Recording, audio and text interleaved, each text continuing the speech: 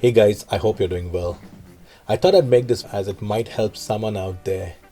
I know I was on the lookout for a power amp for my Axe effects for quite a long time now, and I've tried a couple of different power amps already.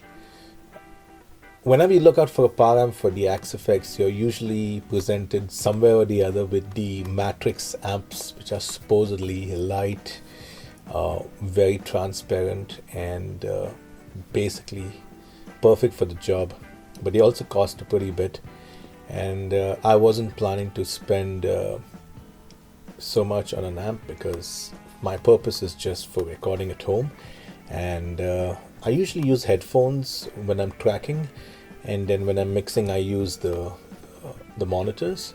But with the Axe effects, it tends to be less inspiring to compose just because the final output to your monitors doesn't sound that great. It's almost kind of digital, for lack of other words. And with the headphones, it's pretty good, but it's not ideal. I would like to have a small power amplifier to hear myself while I'm playing so that I don't get any ear fatigue. And I tried the FRFR from Headrush. Not a bad unit, in fact, nice and compact, but it sounded again, too rounded off in the EQ. It just sounded. All the patches sounded similar, let's put it that way. It had some kind of color going, which made everything sound nice, but to me, it didn't sound very transparent. I did try my little Joyo as well by feeding the Axe effects straight into the effects return and driving my 2x12, and that did the job. It wasn't too bad. I would say it was fairly decent. It wasn't so transparent, but to me it was better than the Headrush. And but then again, I'm using this little tiny amplifier to power 2x12, which is not really ideal, because there's a lot more that you can push out with a 2x12 than that little Joyo can handle.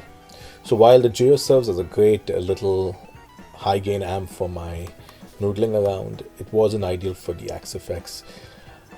That brought me on to this amp which I picked up recently. It's the Samson Servo 240.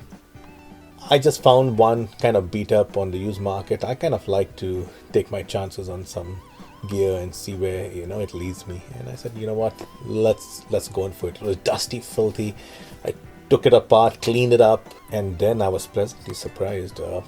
That's why I'm making this video, because I think this would be the last option in my books if I were looking out for a power amp. I mean, I was always trying to find a Matrix on the cheap, or justify getting a new one, and this one costs a fraction of the cost. So this is a stereo amplifier, and you can control the gain for each channel. There are, I believe, 45, 42, 45 little indents that you can go to. So it has your typical speaker connectors. So I took apart my 2x12 and I just brought out two speaker cables rather than a jack, and I go right into the back of the amp. Each channel can deliver 120 watts if you feed it with a 4 ohm load, but these Celestin Vintage 30s are 8 ohm out, so I'm getting 90 watts per channel, which is plenty good. I probably run this max up to half, if at all, and that's if I really want to go loud. It's plenty volume for the space. The sound is definitely much more transparent than any of the other options I've used.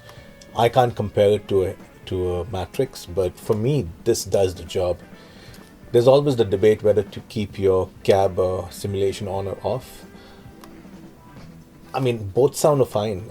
I didn't find such a big difference. Now, another good feature of this amp, which I know it's not so important, but to me it drives me nuts, is the power on speaker popping.